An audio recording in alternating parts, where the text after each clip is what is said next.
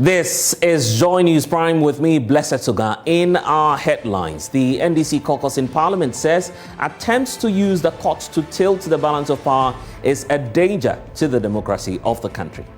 We simply will not support E-levy, nothing more. This comes on the back of Assin North MP James Jachikwesin being charged with forgery and deceit of a public officer following his failure to declare his dual nationality status to the Electoral Commission ahead of the 2020 parliamentary elections. The majority actually insists it will ensure the Assin North MP does not partake in any parliamentary business going forward. He should not be in the chamber, because if he attempt at all, because they've declared that he's not an MP.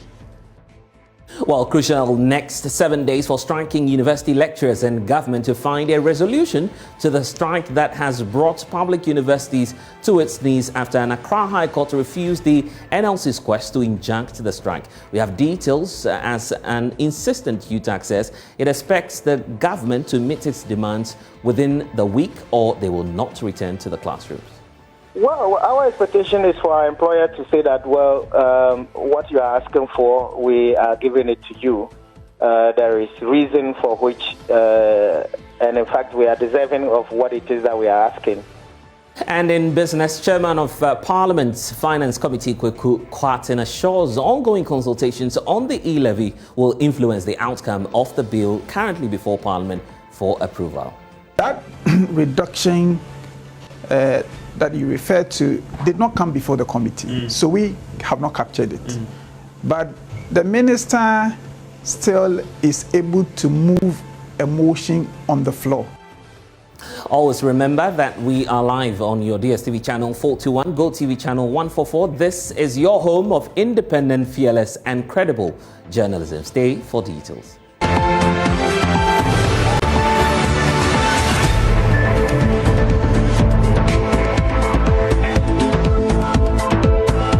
And now the minority in Parliament says any attempt by the Akufo-Addo-led government to use the courts to tilt the balance of power in Parliament will be a greatest danger to the country's democracy. According to the minority, government is adopting crude tactics, including the use of the judiciary to reduce their numbers in Parliament. Minority Leader Haruna Idrisu argues that the moves by government is an attempt to forcefully push through the controversial E-levy. The Assin North MP James Jachikwesin has been slapped with 5 criminal charges, including forgery and perjury, by the Attorney General's office. Speaking at a conference, the Minority Leader Haruna Idrisu insists that any attempt to prosecute the Assin North MP will undermine the rule of law. Without prejudice, the issue of whether or not per Article 94(2)(a) of the 1992 Constitution, I believe that is what is before our competent courts. Whether Honorable James Jachikwesin was qualified to stand as an MP is a question of law, which is pending before the Court of Appeal. Under the circumstances, the lawful and reasonable thing for the Ghana Police, the ruling New Patriotic Party government and their surrogates to do is to abide by the decision of the Court of Appeal on these processes as their modicum contribution to the respect for the principles of rule of law. Any attempt by the police to prosecute Honorable James Jachikwesin on the conclusion or assumption that he was not or is not qualified to contest the 2020 parliamentary election, pending a final decision by the Superior Court, is only prejudicial of the Court of Appeal and therefore contemptuous of the Court of Appeal and an obvious disrespect to the rule of law and the rule to respect an independent arbiter of the judiciary. Any attempt to use the courts to tilt the balance of power will be the gravest danger to the sustenance of our multi-party democratic system when we lose faith and confidence in the independent judiciary. Well, Haruna Idrisu also indicated that despite victimization, the minority will continue to oppose the E-levy.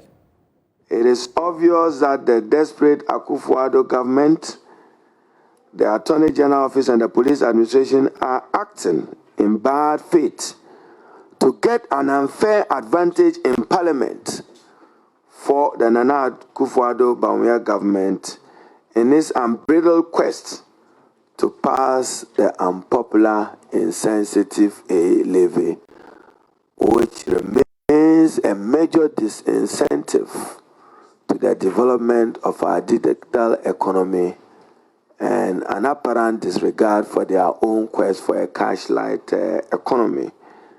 We don't want to believe, neither do we want to accept, that they want to use the courts to tilt the balance of power. We simply will not support E-levy, nothing more. Yeah. We shall continue with all our might to resist these desperations of the despotic Nana Addo Dankwa Akufo-Addo regime and those use of crude Machiavellian tactics to reduce our numbers without respect to the rule of law and respect to our court hierarchy and its authority as an independent, neutral arbiter on these matters. Meanwhile, the majority has described as preposterous claims by the minority that the criminal prosecutions against the Assin North Member of Parliament is an attempt adopted by the government to reduce their numbers. In an interview with Joy News, the Akwatia South MP, Samuel Atachia, argues that the law must be applied if criminality is occasioned. He should not be in the chamber because if he attempts at all, because they've declared that he's not an MP. That is common sense. How can a non-MP be in the chamber and deliberate on matters concerning legislation?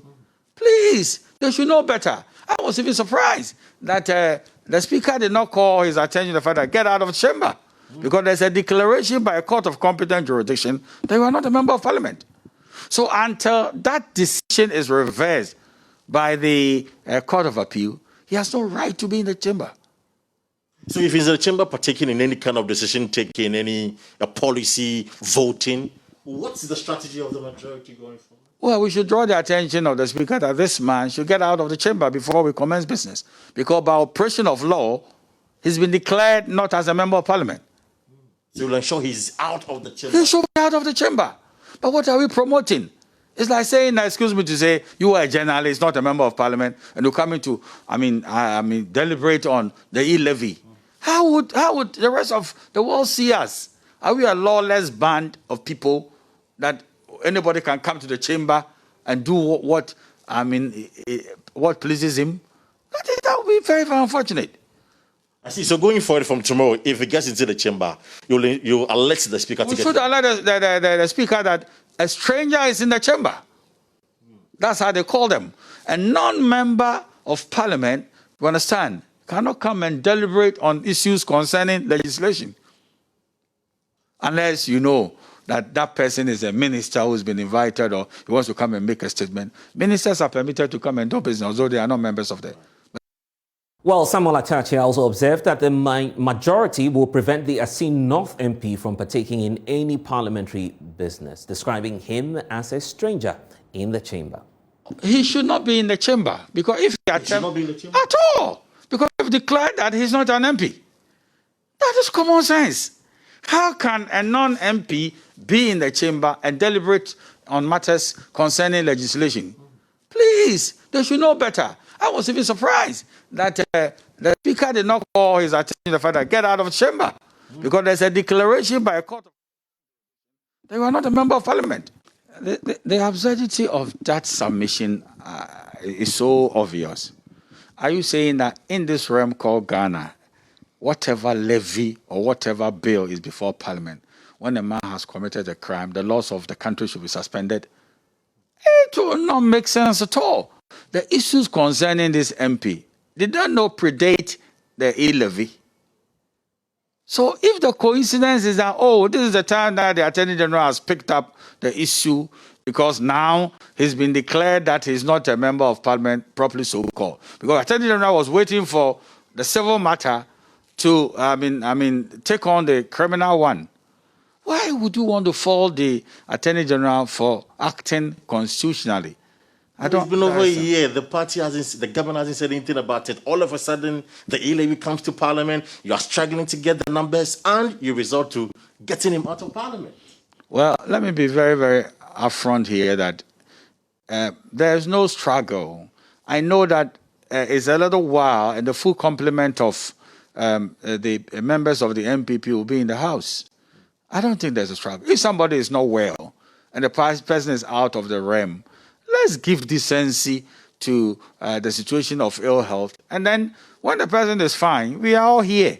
Well, earlier Thursday, the Attorney General slapped the Assin North MP, James Akwatia-line, with charges including forgery and perjury. He is also accused of deceiving a public officer and knowingly making a false declaration. It will be recalled that the High Court in July 2021 annulled the Assin North parliamentary election, saying Mr. Akwatia-line was not eligible to contest the polls as he was a dual citizen at the time of filing his nominations. Criminal proceedings have commenced against the MP. Court correspondent Joseph Akable has the rest of the story. The MP was not present in court when the case was called. The charges that have been filed against him includes perjury, forgery, deceit of a public officer, and making a false declaration for office.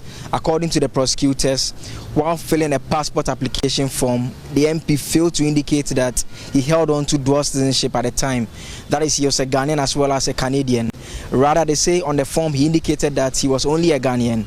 Now, they say that that was the situation in terms of the nomination form he filed to contest the elections as well. So this is the basis for the charges that have been leveled against him. The court was informed that they have been unable to serve him with the documents, and so the court directed that a hearing notice be issued, and the MP ordered to appear before the court on February 9, 2022. For joining us on the Law Court Complex, my name is Joseph Akable.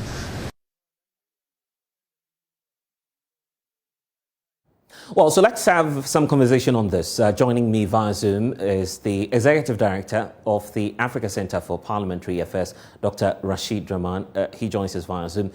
Good evening to you, sir. Now, we have a situation where both sides have stated their position on the matter. The majority has made it clear that they would not cooperate with the minority side. How do you see all of this panning out on the day the E-levy will be considered? Thank you very much for having me. I think it looks like we are still in for some very rough times in Parliament. Most of us were hoping that, the last few days with all the consultations that have been going on, we were hoping that the two sides were coming closer towards the middle.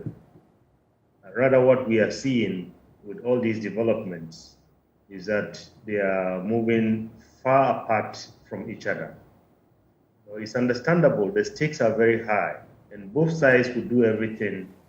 The NDC is determined to say they don't support the E-levy and they want to record their vote against the E-levy in their full numbers.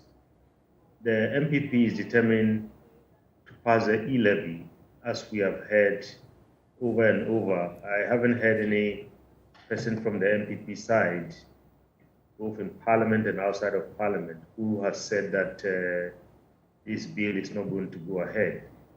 Now we have the Speaker out of the jurisdiction. So assuming everybody is present from both sides, we are going to have a deficit of one person who is presiding.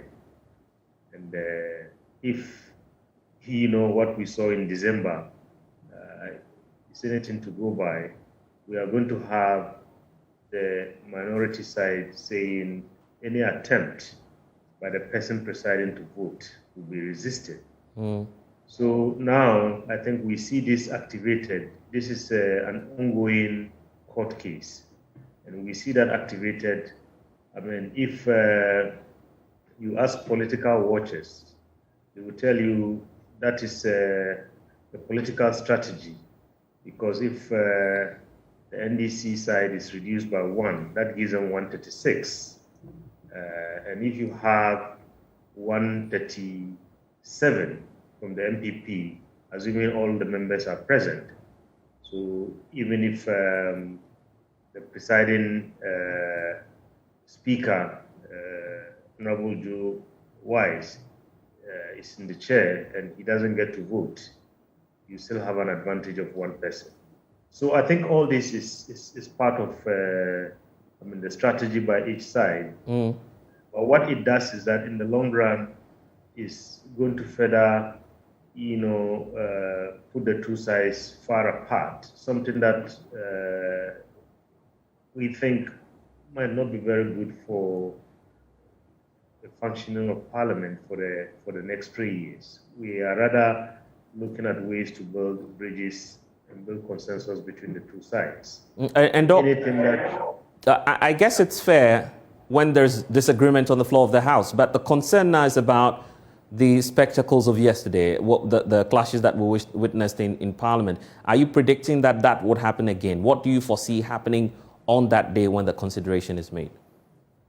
Well, I mean, I don't know what's likely to happen. I mean, if the Assin North MP is prevented from coming into the chamber, and then you have perhaps some resistance from the minority side, then we will see a spectacle. If he's prevented from coming into the chamber and, that is let go, and then the members present would go into the chamber, those who are allowed to go into the chamber and cast their votes, then I guess, as I indicated earlier, assuming that the MPP side, everybody is present, they are going to have 1 person numerical advantage, as like when the Right Honourable Speaker is around. So the minority is also accusing government of deploying treacherous means to tilt the balance of power in Parliament. Given this accusation that we're hearing, what's your reading of the timing of the AG's interest in this matter? Well, I mean, certainly, I don't know what the interest, or whether there's any special interest. I know it's an ongoing case. And no matter how you look at it, anybody from the NDC side will read meaning into it. I mean, especially the timing. So people will say, why didn't this come earlier? This case has been with us since the first day because, people remember his issue held up the voting of the Right Honourable Speaker by almost 3-4 hours on the day that Parliament was choosing the Speaker. So I guess, the minority side is reading a lot of meaning into this.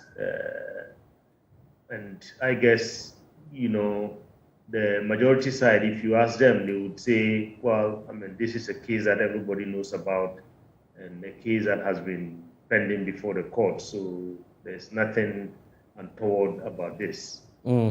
But with both sides now drawing up plans, we've seen them announce that, to forcibly get the MP on the floor or prevent him from entering Parliament, would you say that we are yet to see the most unpopular drama unfold in Parliament again?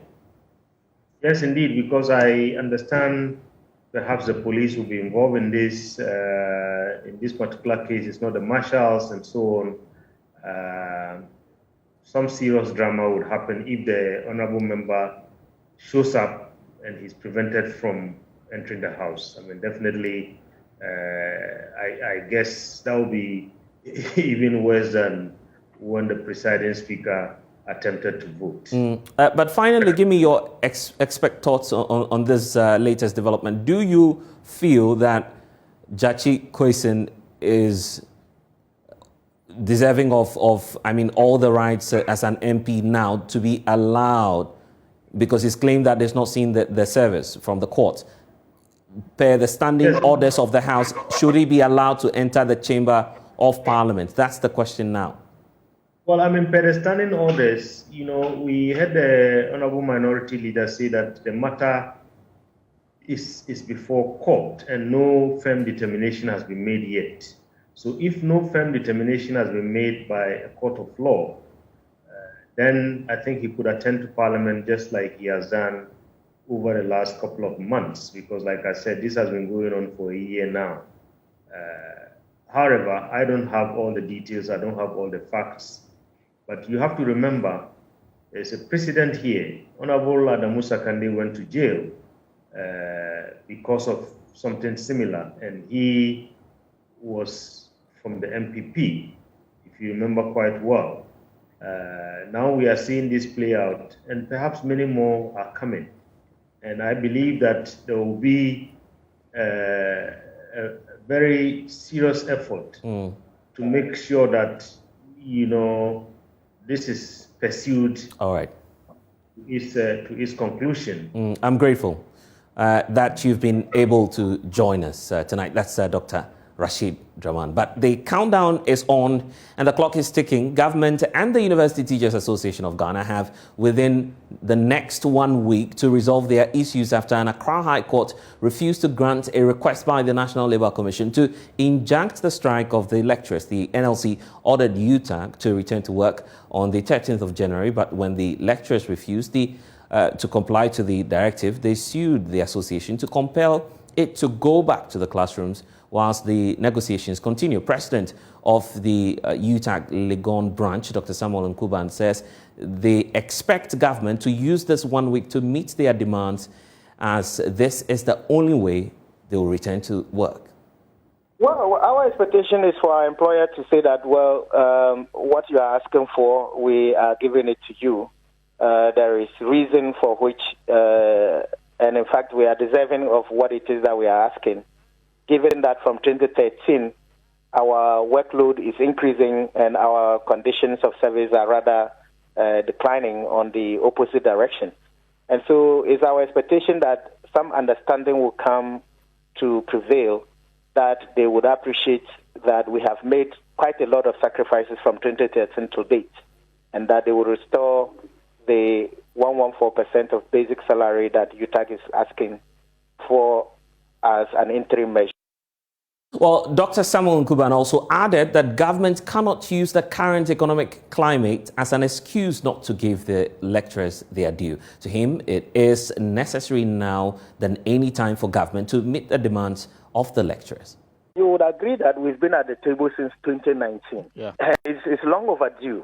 And you look around yourself and you look at the increasing cost of living. You looked at some of the expenditure things that happen in the corridors of power, and you want to ask the question as to whether or not indeed this country is a broke country, and also that you have as of today countries that are paying their workers better, despite that Ghana is ranked above them in terms of GDP. And so for us, we think that it's a question of prioritizing what they want to spend on, rather than the blanket argument and the mantra that there isn't money in the country. That we have difficulty agreeing with government.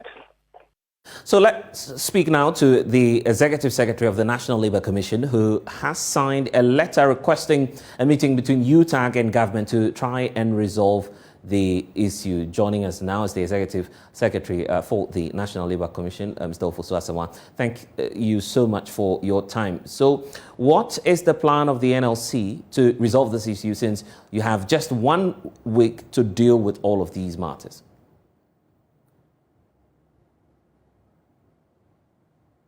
Our plan into resolution of the matter.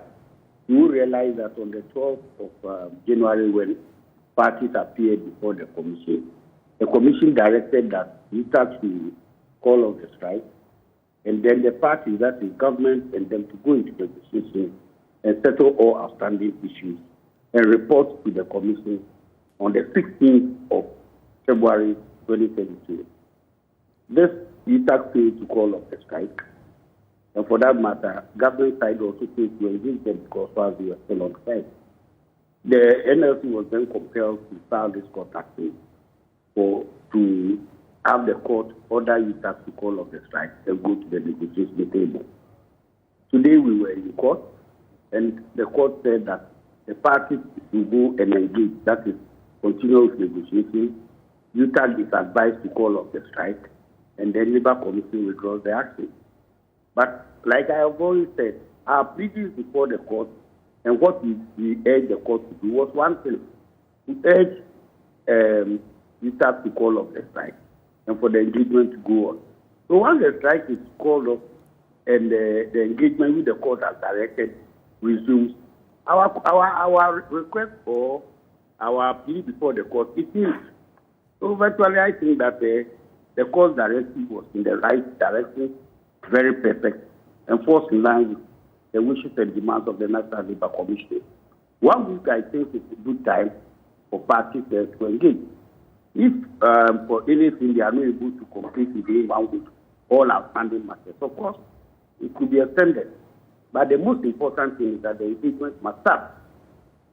That is why, soon after leaving court, the NLC has taken the first step in compliance with the court directive by writing to the UTAG and the government agencies, that's the Ministry of Finance, Ministry of Employment, Fair Wages and Salaries Commission, Ministry of Education, and the Ghana Tertiary Education Network. These are the stakeholders that all of you to attend upon the commission on Monday at 11 a.m. for the engagement to begin. What's your expectation going into that engagement? Our expectation is that all parties who attend upon the commission at the scheduled time, they will come with an open mind and negotiate in good faith so that we will have the matter resolved and be able to report to the court on the 10th. And for that matter, I mean, everybody goes to peace. Lectures resume to their lectures.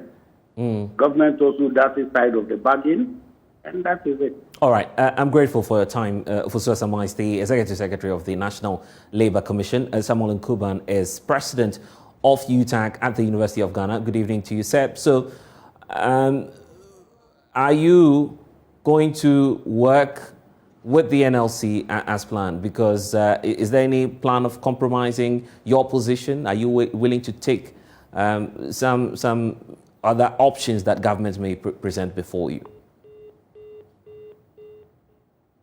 It appears that we're having some challenges there with the lines. We'll try and establish our lines with Dr. Nkuban. But if you can hear me, sir, I'm asking if you are willing to make any compromises within a week so we can see you return to the classrooms.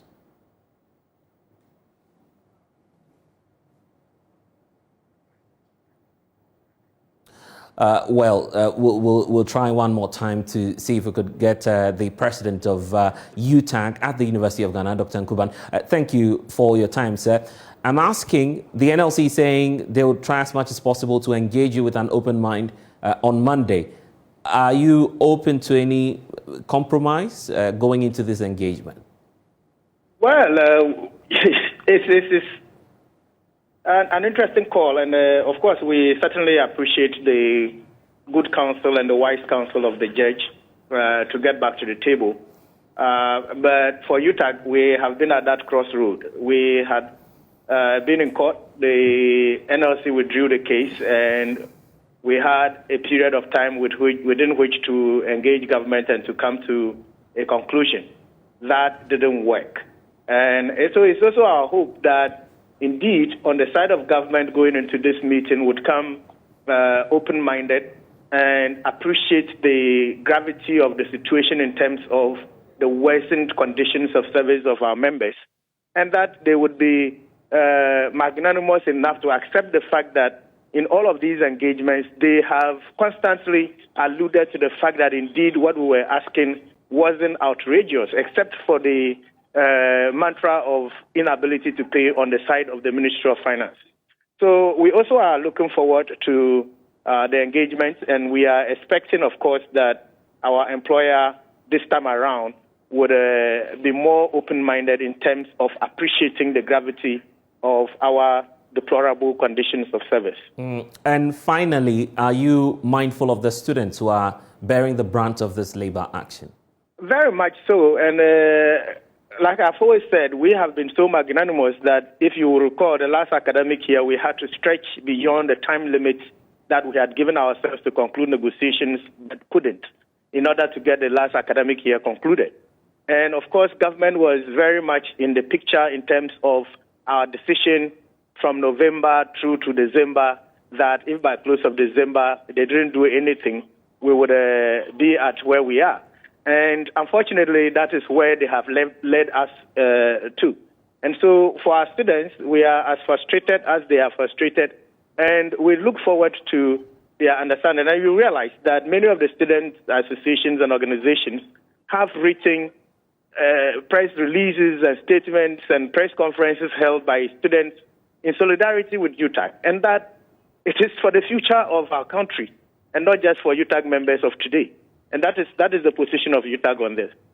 ECOWAS is demanding an immediate release of a timetable from the military regime in Burkina Faso towards the return of the country to constitutional rule. Burkina Faso will remain suspended from all ECOWAS activities with further sanctions in the offing if demands are not met. This is contained in the communique reached by member states after an extraordinary summit called by the regional bloc to find solution to the security concerns in the SAP region. President of ECOWAS Commission, Jean-Claude Cassibrou, who read the statement, also announced the deployment of a stabilization standby force to help the government of Guinea-Bissau to deal with insurgents.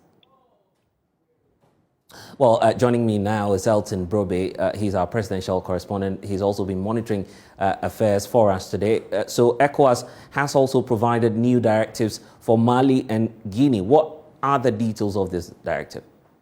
So we can start from Burkina Faso. And member states took note of the deterioration of the security and humanitarian situation in that country. And they are calling for a quick return to constitutional order to deal effectively with these matters. The authority also reiterated its absolute condemnation of the coup d'etat on the 24th of January and expressed concern over the continuous detention of the President Christian Kabore. In this regard, and subject to sanctions, the authority is demanding unconditional release of the deposed president of Burkina Faso. On the issue of the way forward, they want the military regime to uphold the suspension of Burkina Faso. They are also calling on the military authorities to establish a transitional institution, adopt a transitional calendar, and facilitate the return to constitutional order as soon as possible. They are also instructing the Commission to ensure continuous engagement with the new authorities through the establishment of a monitoring mechanism, including the African Union and the United Nations. On Guinea, the authorities take note of the recent establishment of the National Transition Council as a legislative body. However, the authority expresses concern over the unavailability of the required transition calendar 5 months after the coup d'etat, as requested by the extraordinary session of ECOWAS Authority Heads of State and Government held on the 16th of September last year. And because of this in mind, they are asking the transitional authority to provide to ECOWAS an acceptable timetable for the restoration of constitutional order, and also reaffirms its readiness to accompany Guinea towards the speedy return to constitutional order. In Mali, they describe as unacceptable the 5-year period within which the country can be returned to constitutional order. They say that this is not acceptable, and they are asking the military regime in Mali to amend the 5-year period within which they can hold elections and bring it forward. Other than that, they will continue to be under sanction. The communique says that if Mali is able to meet all the demands that have been put forward, ECOWAS will take steps to review the sanctions imposed on them. Now, the last issues had to do with Guinea-Bissau. Remember that there was an attempted coup d'etat last week, which did not materialize. Now, ECOWAS, according to the communique, is sending a group they call Stabilization Force, and they have to help the Guinea-Bissau military to deal with the issues at hand. Now, they are dealing with 2 matters, according to ECOWAS. One is the economic situation in the country, which may be fueling the military takeover. And also, Guinea-Bissau, according to ECOWAS, has been identified as a major route where narcotics are shipped to other parts of the world. And because of that, Guinea-Bissau has attained the nickname as Narcos of Africa. They are sending this stabilization force to help the Guinea-Bissau government and military deal with people who will be using it as a transit point for the export of narcotics to other parts of the world. So these are the issues that they came with regarding the 4 West African countries that are experiencing this instability. There was a question about whether or not ECOWAS has done enough to stop coup d'etat and whether or not they are also mindful of the economic situation that may have influenced the military to step in. And ECOWAS says that no coup d'etat in any form is better than an elected government, and they will book by that principle. Elton Brobe is our presidential correspondent. Let's have some expert analysis on this. Joining us now is Richard Kumado, a security analyst who joins us via Zoom. So ECOWAS has given clear indications that West Africa is grappling with increasing threats to our security. As, of course, a security consultant, how is this news reaching you? Definitely. It's a right decision in the right step. Just to say that it's a little bit late, and the element of surprise has been what ECOWAS is struggling to deal with. With the standing order so far, what they need is to ensure that they're security compliant, and the leaders of these coup d'etats must work in a way that meets those standards. Otherwise, they will need to engage a little bit more, using all the forces at their disposal. A little bit more persuasion will work magic for ECOWAS. Otherwise, they have a tough work at hand. Looking at the last coup d'etat, which is happening up north, Burkina Faso, that country shares borders with Ghana. There are fears of a possible spillover. What measures should we be taking aside the military deployments that we heard of some days ago? No, definitely you want to take your border security control management seriously. Secondly, you want to engage the communities, predominantly those who live along the border towns. Then number 3, government will need to make resources available to the security agencies to ensure security intelligence is gathered on a timely basis. Then number 4, which is so important, security governance and political governance must find a meaningful balance that puts all of them on the same level. And that is the core of many of these issues we are witnessing within the West Africa region, which is more predominantly called with coup d'etat. What are the likely spillover effects into Ghana? Are they imminent? Definitely, these are people who cross over, and cross-border crime could be high, and the threat level for Ghana could also be high. If the threat in this particular case is drugs and terrorism and coup d'etat, we will need to look and watch who is crossing and what are they crossing with. Until we are able to do that, then we will need to be a little bit alert and ensure that we're there with the excesses that come with sharing borders with people who are experiencing high levels of insecurity. So paint the picture for us. All of these things are happening within the West Africa sub-region. Some seem a bit far away, but what's the likely impact on Ghana's security? It's not just the physical security, but remember you share a common border with many of these countries, and you also depend on them for basic items like tomatoes and onions and all that. Now, when it comes to sanctioning in itself, it has never really been able to resolve any political issues properly based on history. You realize that we place a sanction and Guinea opens its border to some of these countries. It means that the revenue that might be generated from Tema Harbor will be diverted to Guinea, and that alone in itself could create some insecurity hunger issues for Ghana. What Ghana must do is to take the geopolitical security issues very seriously and ensure that political leadership is listening to the security men on the ground. And once you can find that balance, I believe we'll be a little bit up there to avoid the element of surprise, which everybody wants to run away from. Richard, thank you. The National Union of Ghana Students has expressed concerns about the growing trend of insecurity within the sub-region. According to NUCS, the situation demands that government take proactive and effective measures to nip emerging threats in the bud. The leader spoke to Joy News on the sidelines of a security conference held at the University of Ghana. Samuel Mbura's report.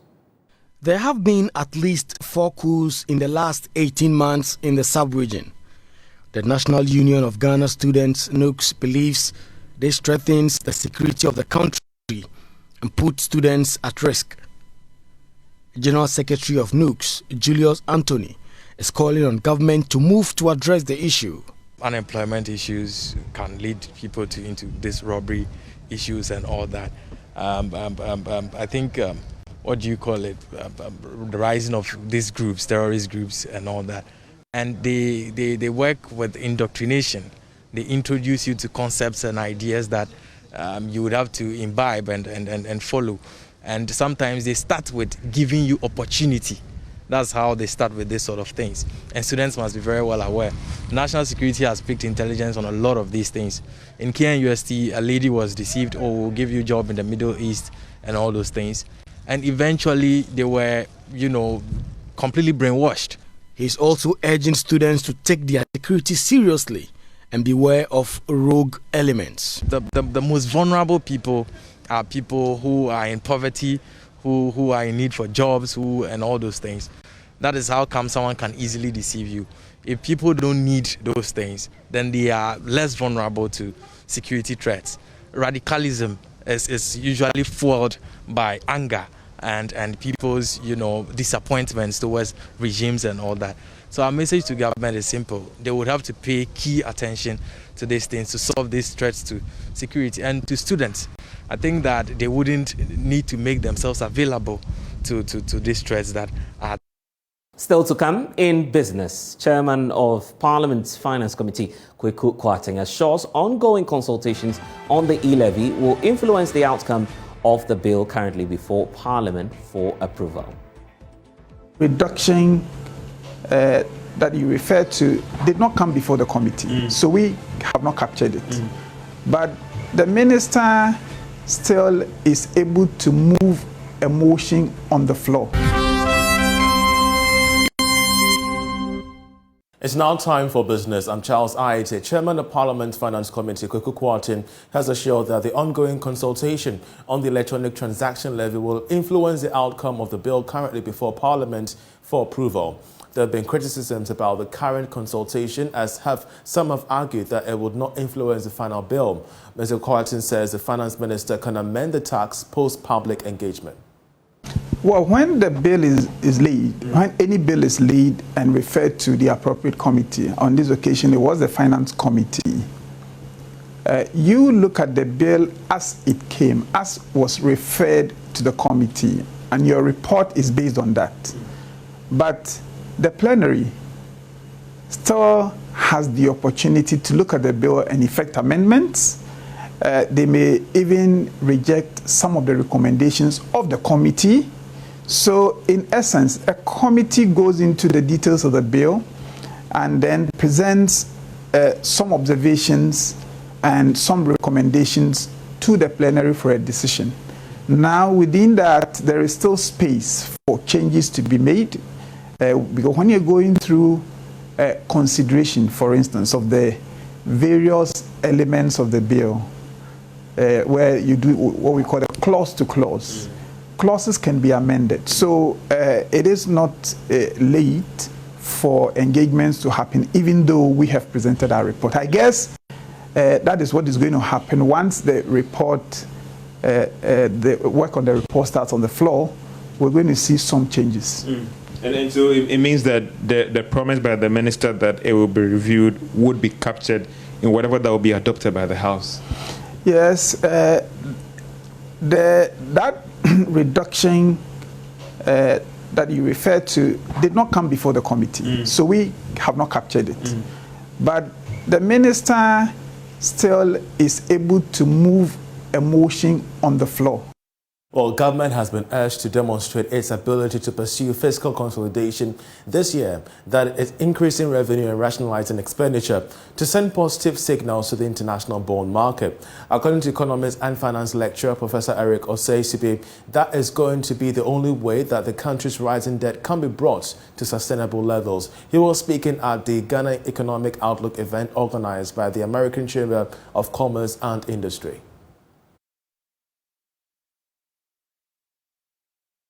Provisional outcome for deficit now is around 9.7, higher than the target of 9.4%. And the excess gap was projected loan disbursement related and shortfall in revenue because government has to. Provisional outcome for deficit now is around 9.7, higher than the target of 9.4%. And the excess gap was projected loan disbursement related and shortfall in revenue because government has to pay a lot of money in the last quarter for servicing debts that widen the deficit. Investor reaction to 2022 budget has been strong, and that also impacting on debt servicing because the people are not reinvesting their coupons, they are withdrawing their coupons, and they are not rolling over the bond when they mature. Consolidation effort was predominantly revenue driven with uncertainty. Now the market is concerned because they think that the budget is too heavy on revenue. I mean, the fiscal consolidation is too heavy on revenue other than expenditure. You know, for fiscal consolidation, you're often looking at two key pillars. Either you are increasing your revenue to close the gap, or you're reducing your expenditure to close the gap. Now, government seems to be more optimistic in terms of revenue projection, and so it has projected, as Abeku mentioned, revenue by about 40%, but at the same time, increase expenditure by about 25%. The market is concerned about it. They think that the fiscal consolidation should be expenditure-led, not revenue-led. Well, the International Monetary Fund has indicated its readiness to extend program support to Ghana if it gets a request from the government. This was in response to an email sent to the fund over calls for government to subscribe to a program to help stabilize the Ghanaian economy. George Rafi has details. And in the email maintained that it stands ready to support the country in any way deemed useful to government, but I have noted that this must be based on a formal request by government. The IMF also stated that the authorities in Ghana have not made any request for a program, as in behind-the-scenes discussions.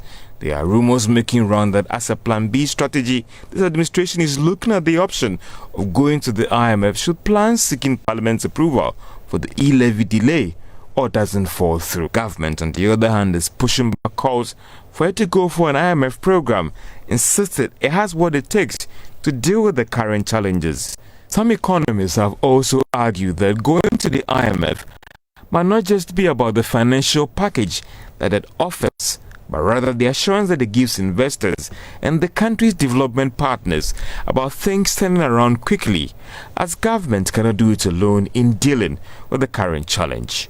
On the current difficulties facing the economy now, the IMF linked it to the challenge in matching expenditure with revenue, as well as improving upon tax collections and containing the country's rising debt stock.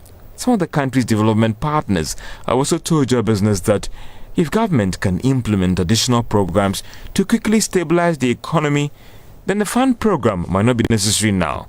But for others, time will tell whether an IMF program is needed now, later, or never.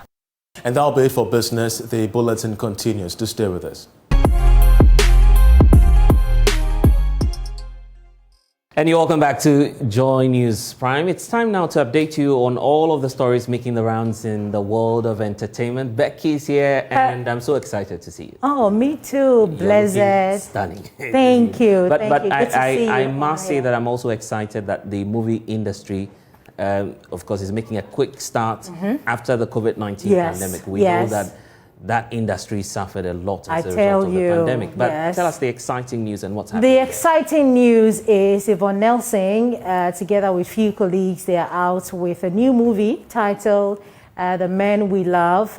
She is, on a media round, trying to promote this particular movie, which is set to premiere on the 14th of February on Valentine's Day. So she was speaking to my colleague KMJ on Joy Prime, and she's been, telling us all about the movie, what we should expect come 14th of February. Yvonne Nelson, everybody.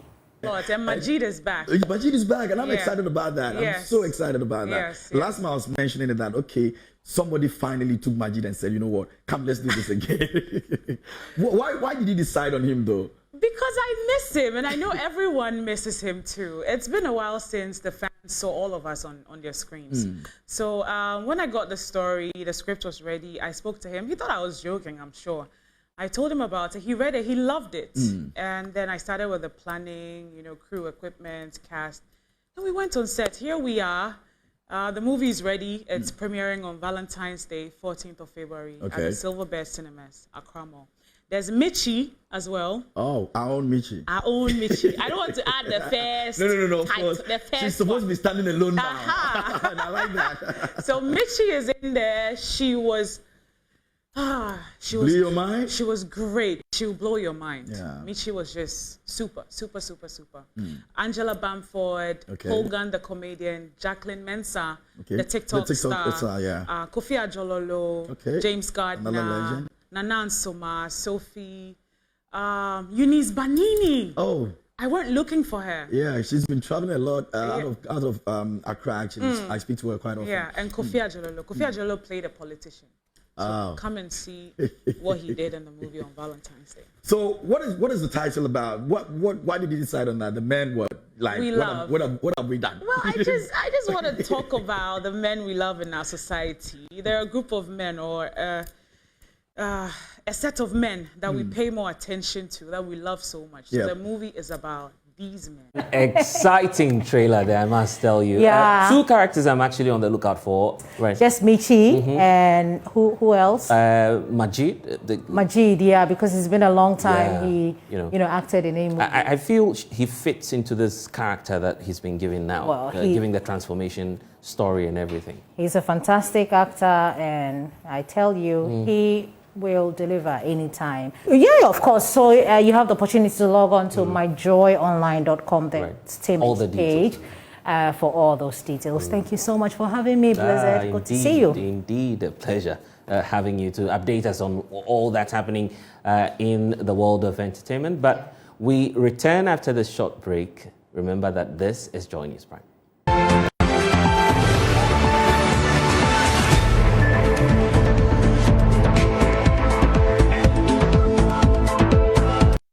Now, over 50 wooden structures serving as shops for wood dealers have been razed down by fire at Akwatia-line in the Asokore Manfo municipality in Kumasi. The cause of the fire is yet to be established, but police say residents are alleging the burning of wood waste in the area caused the fire. The fire, which started around 8 o'clock this morning, swept through this enclave full of wood shops, destroying over 50 of them. Inshira FM say Ewoku Malik reports.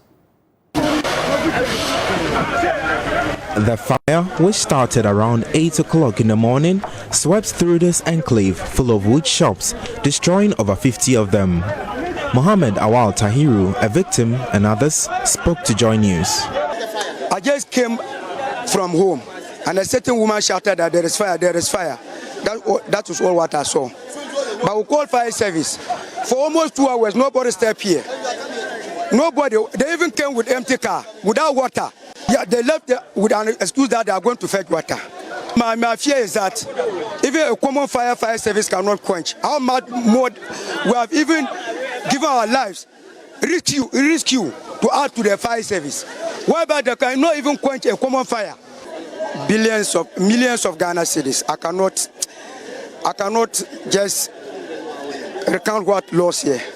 What losses News is learning of a fire outbreak at Tema Community 10 close to Nyabat Nursing Training Center. Eyewitnesses say a number of shops have been razed down by the inferno.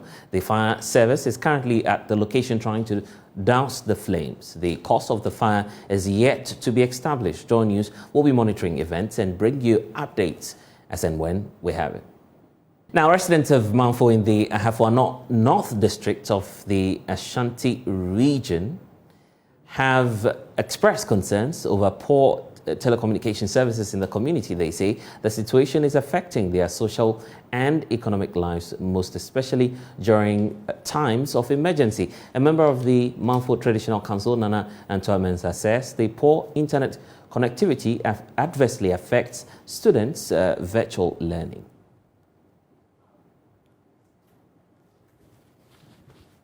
Residents here will always have to move to an area with fairly good network reception to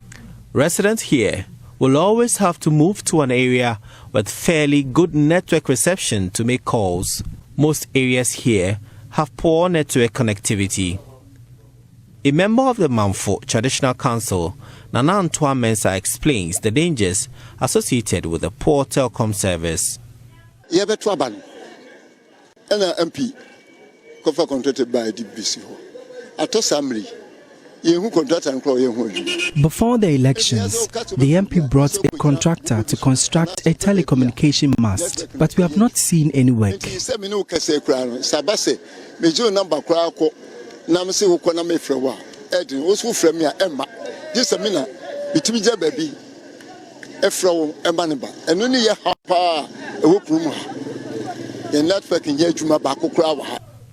A communication mast started 2 years ago has been abandoned.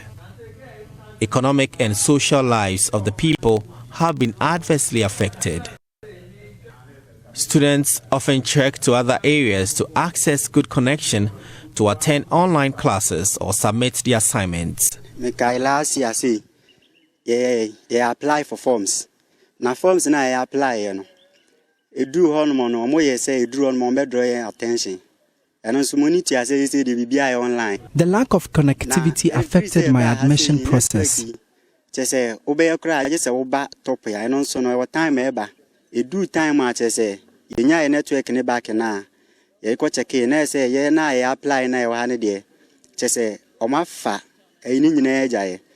And minya kona se twetwe sinti na o se mitumrika na meba hase ebeye kona sense network na o ha no very poor. I have to run to the hill anytime I have a call.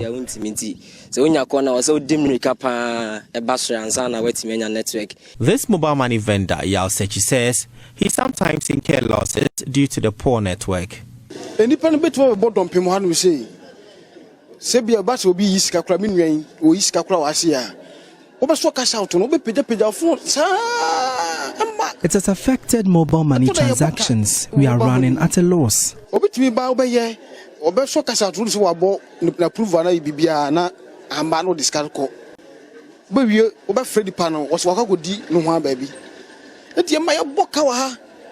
The Manfo Traditional Council wants the local assembly and member of parliament for the area to immediately address the challenge.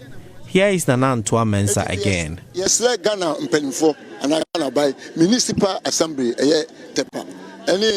We plead with the assemblies to construct a mast for us. A report by Ewukuma Lake.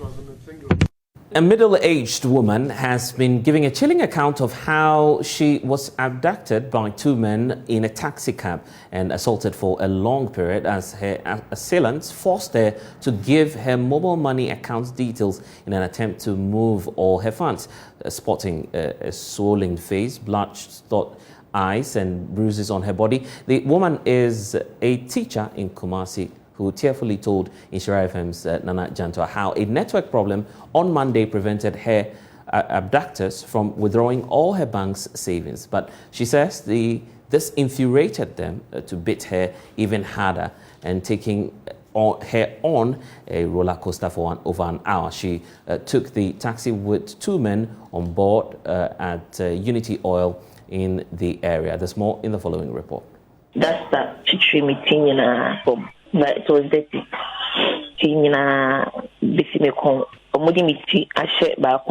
They used a large, dirty scarf to cover the whole of my head to the neck. My head was locked in between their legs and my hands locked behind me. They were just beating me consistently, even though I wasn't resisting. Wow. It's your move for me everywhere. I wasn't struggling. They were just beating me like here and there. I didn't even struggle with them. These type of cases, no, you don't try to look at their faces. I didn't even make an attempt to make sure when him cry, but they just kept beating me like that. Wow. And I couldn't breathe. I couldn't. Afra. I finally had to breathe. Sorry. Calm down. Telling them. Calm down.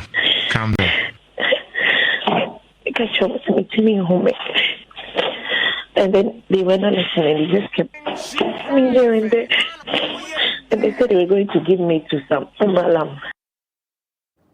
Well, a formal complaint has been filed with the Asokwa police, and the woman has been given a medical form to be examined by a doctor.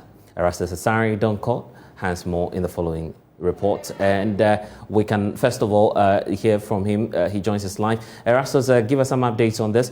What more do we know about the Ghana Police Service, and what actions are they taking to resolve this matter? So we do know that the case in question has been reported to the Asokwa police station. That they have taken her written statement, and they've also given her a medical form to take to a doctor for examination. Well, she was treated by a private hospital, but then she's telling me that she's been asked to pay 400 Ghana cedis before the report itself could be signed for her to be taken to the police station. That is her predicament at the moment. So what will be the way forward then? So currently, what we know is that she is concentrating on getting well. She's sporting a swollen face now. Her eyes are bloodshot. She gets constant headaches, and the traumatic experience is still with her at the moment. So she's seeking help. She tells me she wants to get well first, and then she will take care of the rest, because currently they've taken her money, they've taken her mobile phone, and she is trying to get back on her feet. And so she cannot raise that 100 Ghana cedis for the doctor to sign that document for her. Thank you, Erastus. Now, Divisional Chief of Bepo, Nana Atta Kojo Bremibi II, who oversees the Apeatse community, says he is hopeful that reconstruction of the town will be completed by the end of the year. The community was reduced to rubble after an explosion in the community. He was speaking at the inauguration of a 7-member Apeatse reconstruction project implementation team. Michael Ashale has more in the following report. Government has inaugurated a 7-member Apeatse reconstruction project implementation team. The team, among other mandates, is expected to design, plan, and oversee the reconstruction of the community. Speaking at the inaugural event, Minister for Lands and Natural Resources, Samuel Abujinapo, tasked the team to build a model community that will be sustainable. We are assembled here to outdoor the Apeatse reconstruction project implementation team, which is a multi-sectorial, multi-departmental team to oversee the reconstruction of the community. And the team will be chaired by my deputy minister, the deputy minister for lands and natural resources, who is responsible for lands and forestry, and who himself is a surveyor in good standing, an experienced surveyor in good standing, Honorable Benito Owusu-Bio. The director of housing, at the Ministry of Works and Housing, Mr. Sylvanus Ajonu, to be a member. A representative of the Land Use and Spatial Planning Authority, previously called Town and Country Planning, which is the agency responsible for planning of townships and communities. And they have nominated an official by name, Mr. Kojo Yabua, who is also a member of this team. The Institute of Architects is nominated a very experienced architect of high repute. Mr. Charles Blankson Hemans is a member of this team. The Ghana Chamber of Mines is nominated a resettlement specialist to be a member of this committee or this team in the person of Mr. Robert Jemfi. The Ghana Institute of Surveyors is also nominated somebody to be a member of this team, is the person of Nana Nyamache Bafo is also a member of this team. Finally, but not the least, perhaps even the most important member of the team, we reached out to the Apeatse community to nominate a representative to serve on this team. And they have nominated our very beloved Nana, who has been at the forefront and who has shown a lot of leadership in all of this effort. The Divisional Chief of Beppo, Nana Atakojo Bremibi, the second. So this is a 7-member team. This Bremibi, the second. This is a 7-member team, and just to put it in very simple terms, the team is responsible to ensure that the community is built from the design through to sourcing for a developer and developing the community until such time that it will be fully constructed, and hopefully the president will go and commission the community, and then the people of Apeatse will then come back to live in their community in peace and harmony. I must make 2 final points. The first is that the president is instructed that this community should be green and it should be sustainable. And therefore, everything to do with the design, the construction, and the eventual realization of this project must be anchored on a green and sustainable model. Chairperson of the committee, Benito Owusu-Bio, who doubles as the Deputy Lands and Natural Resources Minister, said they hope to complete the projects in record time. The responsibility to oversee the reconstruction of Apeatse is an important and sobering responsibility. As spelled out in our mandate, we must rebuild this township into a green and an environmentally sustainable community, which will be a model for other mining communities. We recognize that if we do our work well, not only will we be providing critical relief to many families, but also to remind Ghanaians that we are a resilient and inventive people who can bounce back from any setback. We wish to assure the people of Apeatse that we shall serve with utmost dedication. We ask all and sundry to cooperate with us. We are open to your ideas, advice, and feedback. Now, the Pelungu market is one of the biggest in the Upper East region, but the women who trade there constantly have to face the embarrassment of defecating in the open in the outskirts of the market because there is no functioning toilet facility there after 4 years of community mobilization to put up a 20-seater toilet facility. Pelungu is close to realizing its dream of ending open defecation. However, the chief says they will need external help to get there as quickly as possible. Upper East Regional Correspondent Albert Sori reports from Pelungu in the Nabdam district. Located in the Nabdam district, the Pelungu town is popular because the Pelungu Market Day is one of the most anticipated among traders in the Upper East region. Large numbers of people attend the market to trade in different goods and services. But the traders here are not happy because they have no decent place of convenience.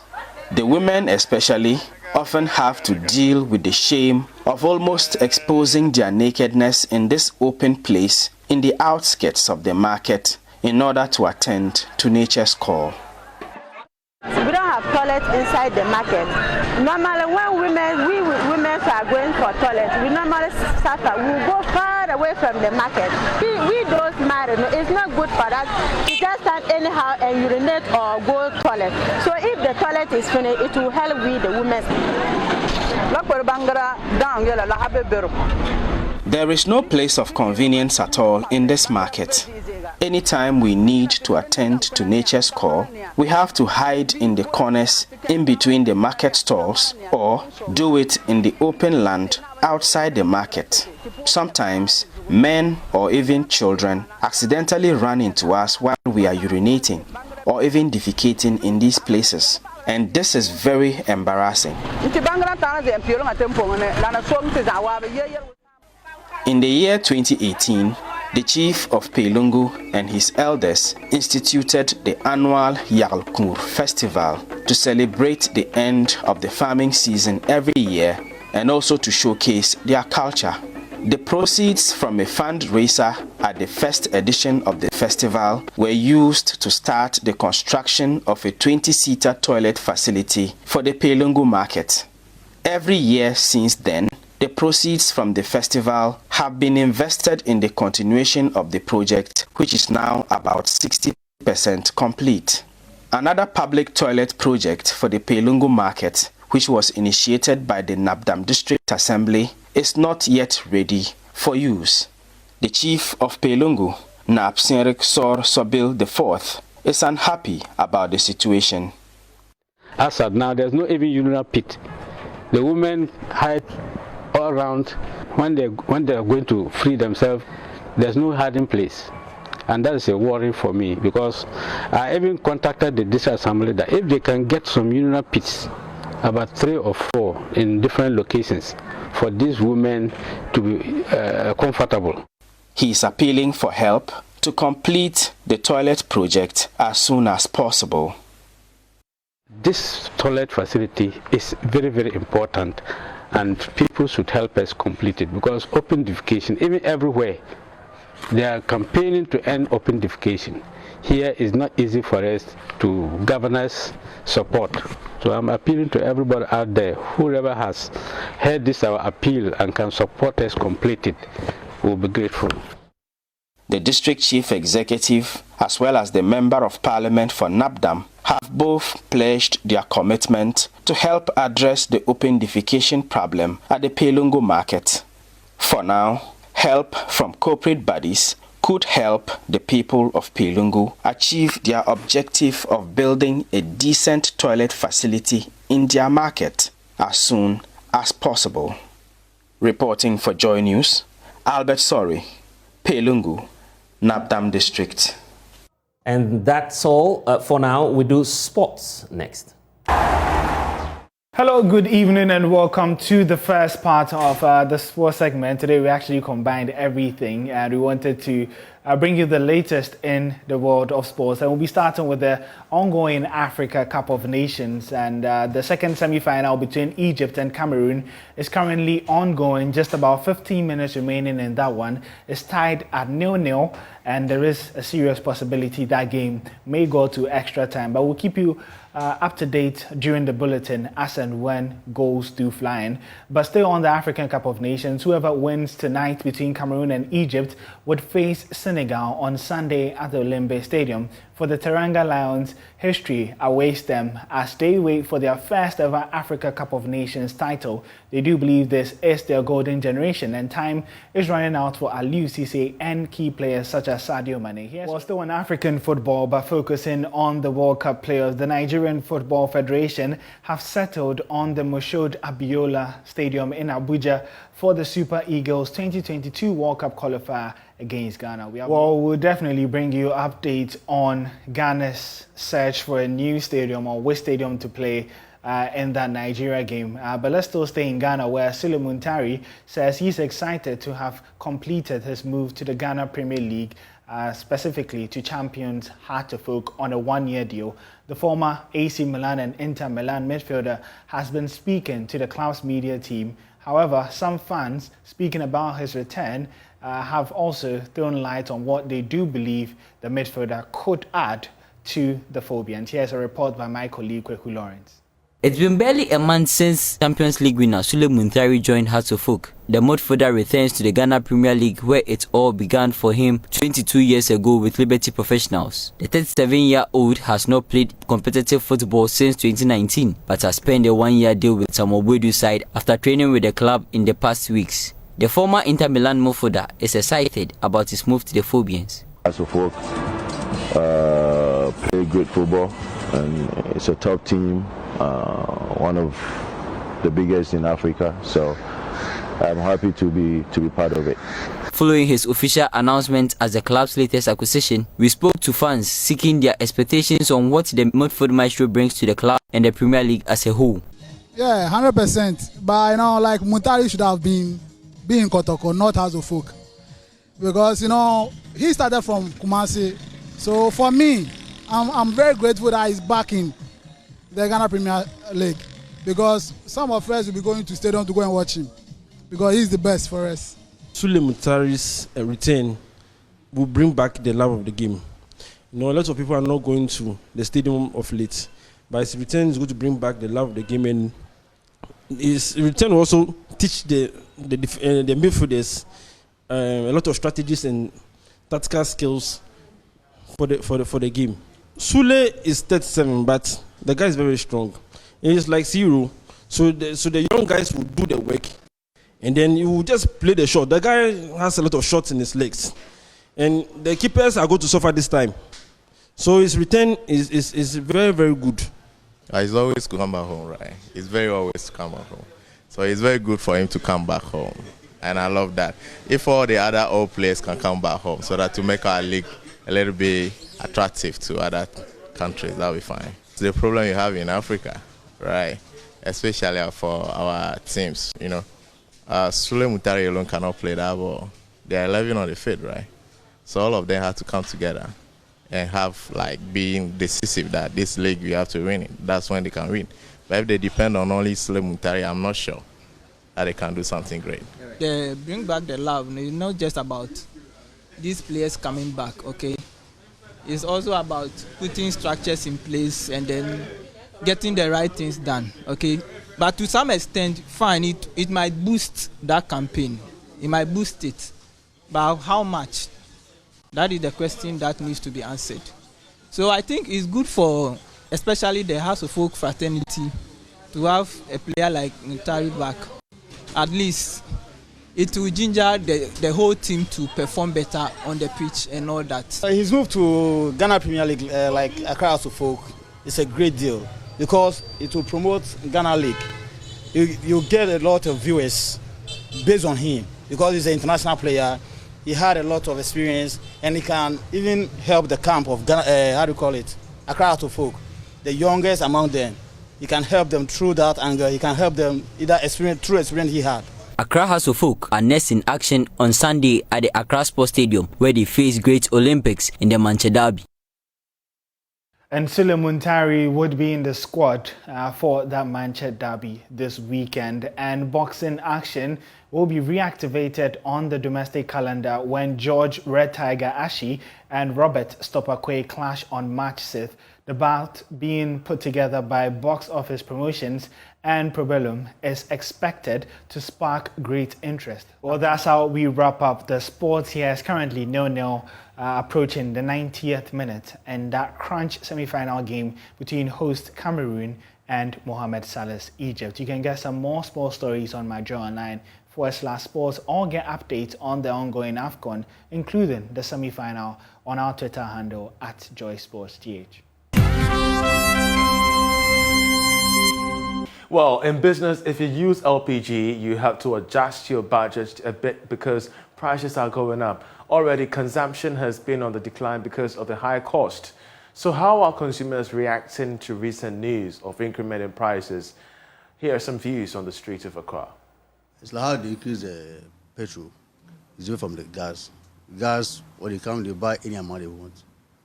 50, 30, 20, whatever. So they don't actually see the difference or maybe see the increment. But when it was maybe buying 40.5, which is about 120, 122, that's where they will see maybe they have increased or not. Before it was 53 cedis. That was about 4 months ago when I filled. But now they said it's 50 cedis because they are saying that they are not supposed to fill it to be full because of the gas explosion that have been going on. So they will have to reduce it to the level of 50 cedis. So I think that's the reason why they take that 3 cedis off. Well, Ghana maintained its position as the 5th most attractive market in the sub-Saharan Africa auto sales report. Factors include the varied tax incentives for car manufacturing companies to establish assembly plants in the country. We have more in this report by Charles Nixon-Yabua, read to you.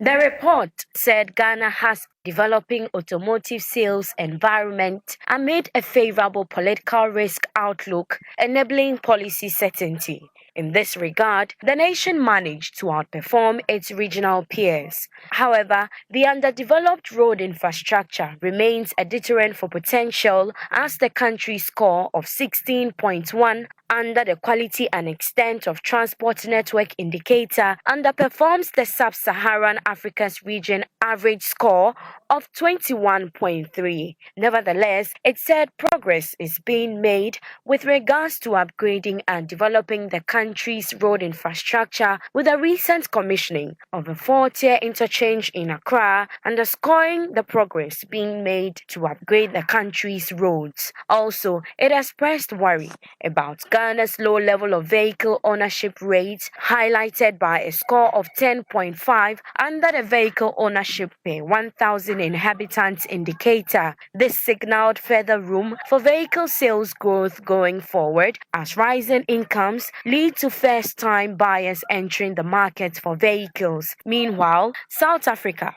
maintained its first position as the most attractive auto market in sub-Saharan Africa, followed by Mauritius and Botswana. 14 micro, small and medium-sized enterprises in the Ashanti region have graduated as the second cohort of the SNV Green Incubation Program. The beneficiaries undertook 6 months of incubation at the Kumasi Hive, Recycle Up Ag Ghana, Hapa Space and Woman Haven. Love FM's Kwesi Deborah has more in this report. The Boosting Green Employment and Enterprise Opportunities in Ghana Green Project is a 4-year project implemented in the Ashanti and Western regions of Ghana. The project is an European Union-funded program that SNV Ghana is implementing with the United Nations Capital Development Fund. The project seeks to support the development and scale-up of businesses in the agriculture sector, renewable energy, and water and sanitation. Addressing the participants in Kumasi, officer in charge of incubation and acceleration at the SNV, Genevieve Parker-Chum, noted that the SNV will continue to build the capacity of the beneficiaries. And even though they are graduating today, we continue to support them. We have an alumni network, and so officially from today, they are part of the alumni network.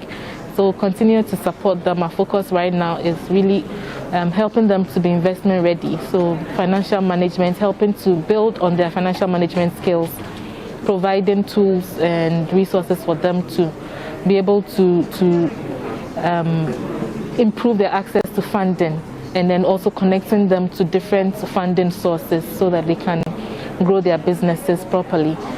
We continue to provide opportunities for market expansion for them. So trade shows, exhibitions, we continue to invite them to showcase their products through different platforms and different opportunities that come our way. So they will continue to be in the family even though they've graduated officially from the hubs today.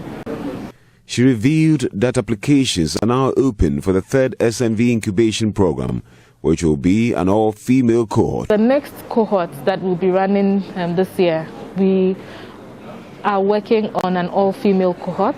We are looking still at businesses in agriculture, renewable energy, and water sanitation and hygiene, including recycling. We want to see female businesses or businesses co-founded by females, and this time we want to focus on them and help them to grow their businesses. We realize that many of the businesses we meet in the communities are led by females, but they struggle to make the time for programs like incubation and all that. So usually you'd find that a lot more men are attending. At this time we want to do things differently, and we want to see how we can bring the support to the women and help them to grow their businesses. So some of the participants spoke with Joy News. Coming forward to the SMB Green Program, Rural Green Recycling, we had our incubation with Recycle Up Ghana, and it was very, very fantastic. So, talking about business management, business analytics, marketing strategies, all the bookkeeping, record keeping, supervision, human resource management, funding processes, funding acquisition, and especially networking. Their program is good, and it has helped us a lot. Even the records keeping, I should say it, documentary. Reporting for Joy News, Kwesi Deborah. Let's now give you some money tips from our Money Lab, after which we shall give you a summary of international business news. I'm Charles Aite.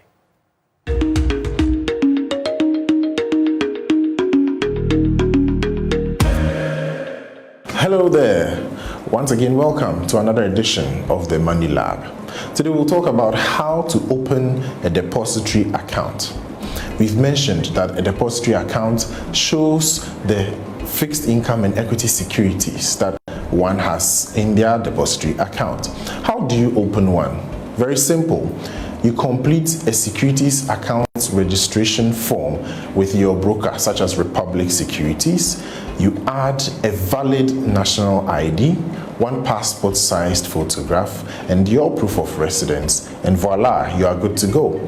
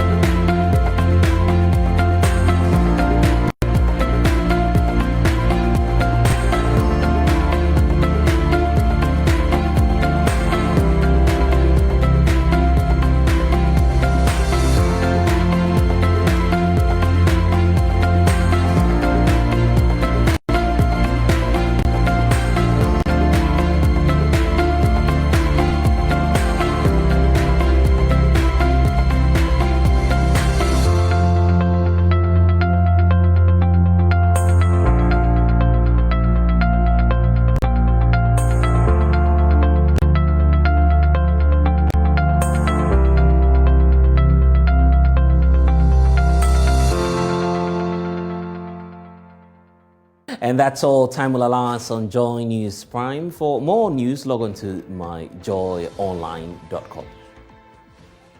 I am Blessed Sugan, and that will be all for now.